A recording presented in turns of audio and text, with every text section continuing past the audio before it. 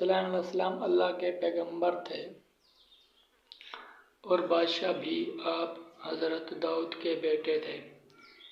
باپ کی وفات کے بعد تخلیق کے وارث ہوئے۔ آپ کے پاس ایک انگوٹھی تھی جس پر اللہ نے ایک خاص خوبی رکھی تھی۔ اس ماجری انگوٹھی کی بدولت آپ کو بادشاہی ملی۔ ایک مرتبہ ایسا ہوا کہ جس انگوٹھی کی بدولت آپ جن واش حیوانات پر حکومت کرتے تھے وہ گم ہو گئی تھی۔ اس کا گم ہونا تھا کہ آپ تخت سے محروم ہو گئے، جس کی وجہ سے سلطنت نکل گئی۔ یہ انگوٹھی شیطان کے ہاتھ لگ گئی۔ کچھ عرصہ بعد شیطان کے ہاتھ سے دریا میں گر گئی۔ انگوٹھی مچھلی کا نوالا بن گئی۔ ایک مرتبہ مچھیروں نے مچھلی پکڑنے کے لیے دریا میں جال ڈالا تو یہ مچھلی بھی جال میں آ گئی۔ مچھلی نے بازار لے گئے اور بیچ دیا۔ حضرت السلام نے خادموں نے مچھلی خریدی۔ انتخاب کی بات ہے، یہ مچھلی خادموں کے ہاتھ لگ گئی۔ مچھلی محفل میں لائی، پھر صاف کرنے کے لیے جب پیٹ جھانک کیا تو اس میں گم شدہ انگوٹھی مل گئی۔ حضرت سلیمان علیہ السلام کی قسمت جاگ اٹھی۔ بدولت آپ دوبارہ سلطنت کے وارث بن گئے۔ بتایا جاتا ہے کہ یہ انگوٹھی باسم عظیم گندا تھا۔ جنات بھی آپ کے تابع تھے۔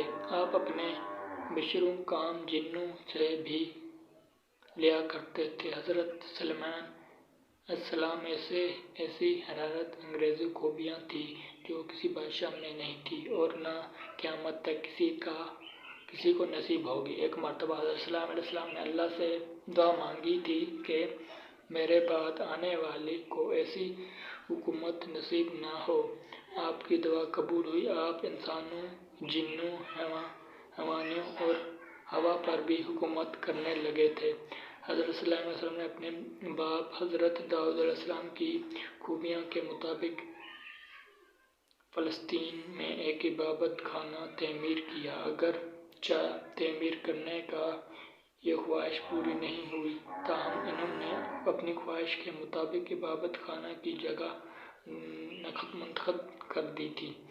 حضرت داؤد علیہ السلام کے بعد حضرت سلیمان علیہ السلام نے اپنی دور حکومت میں عبادت خانہ تعمیر کر لیا، اسی لیے اس عبادت خانے کا نام ہیکل سلیمانی پڑا۔ ہیکل سلیمانی کی تعمیر قبل مسیح میں ہوئی تھی۔ تعمیر کا کام 7 سال تک جاری رہا تھا۔ روایت کے مطابق بہت بھاری تعداد میں لوگوں نے تعمیر کے کام میں حصہ لیا تھا۔ بعض روایات کے مطابق 2 لاکھ مزدوروں نے کام کیا۔ اسرائیلی روایت میں حیرت انگیز بات یہ پائی جاتی ہے کہ تعمیر کے دوران جنوں نے بھی حصہ لیا اور وہ دروازہ مقامات سے پتھر اٹھا کر لاتے تھے اور دیوار چنتے تھے۔ تاریخ سے یہ بات معلوم ہوتی ہے کہ اس عبادت خانے کی لمبائی 9 فٹ، چوڑائی 30 فٹ اور اونچائی 65 فٹ تھی۔ ان کے اندر مخصوص جگہ بنائی گئی تھی جہاں تابوت سکینہ رکھا گیا تھا۔ یہ ایک صندوق کی شکل میں تھا یا ایک صندوق۔ قرآن کریم میں ان کی کچھ اشارات ملتی ہیں، وہ یہ ہے کہ جب اسرائیلیوں کے ہاتھوں یہ متحرک صندوق نکل گئی تو فرشتے اس کی حفاظت برمور تھے۔ ان میں آل موسیٰ، آل ہارون علیہ السلام کی نشانیاں تھیں، اسی لیے ان کے نزدیک یہ صندوق بہت مبارک مانا جاتا تھا۔ روایت کے انسائی بھی اس صندوق میں تھا۔ یہ اسما حضرت جبرائیل علیہ السلام نے حضرت موسیٰ علیہ السلام کو عطا کی تھی۔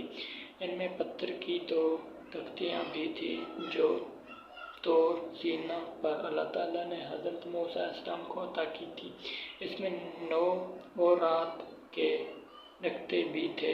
جب طالوت اسرائیلیوں کا بادشاہ بنا تھا تو یہ صندوق دوبارہ بنی اسرائیل کے ہاتھ آئی۔